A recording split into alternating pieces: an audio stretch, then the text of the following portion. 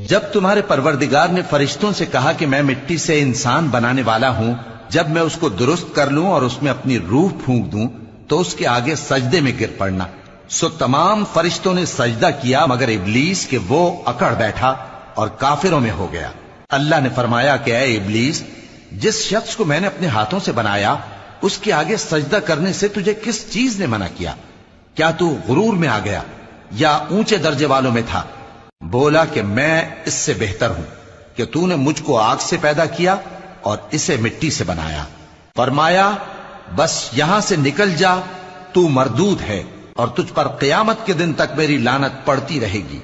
کہنے لگا کہ میرے پروردگار، اچھا تو مجھے اس روز تک کہ لوگ اٹھائے جائیں مہلت دے۔